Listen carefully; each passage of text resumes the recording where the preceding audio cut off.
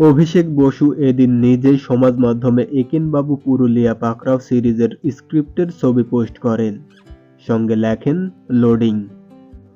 অভিষেক বসু মূলত ছোট পর্দায় কাজ করেছেন এতদিন। এবার তিনি ওয়েব মাধ্যমে অর্থাৎ ওটিটি প্ল্যাটফর্মে পা রাখতে চলেছেন। বহুদিন পর একেনবাবু ফ্র্যাঞ্চাইজির কোনো গল্প আবার সিরিজ আকারে হইচই প্ল্যাটফর্মে আসছে।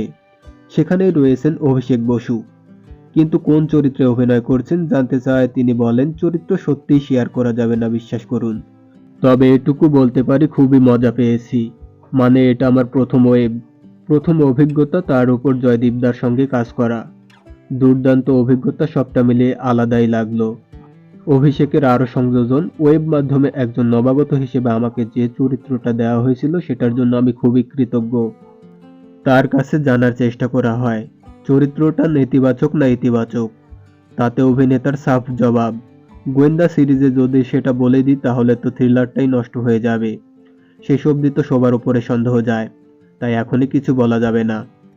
2025 সালের শেষে থেমেছে ফুলকি ধারাবাহিকের পথ চলা। জি বাংলার অন্যতম হিট এবং সাম্প্রতিক সময়ের দীর্ঘতম ধারাবাহিক ছিল এটি। দর্শকদের থেকে দারুণ সাড়া পেয়েছিল। একেনবাবু পুরুলিয়ায় পাকড়াও সিরিজে আবারও নাম ভূমিকায় অভিনয় করবেন অনির্বাণ চক্রবর্তী। সঙ্গে বাপি বাবু এবং প্রমথ হিসেবে যথাক্রমে থাকবেন সুহদ্র মুখোপাধ্যায় এবং সমক ঘোষ। সিরিজটি পরিচালনা করেছেন জয়দীপ মুখোপাধ্যায়।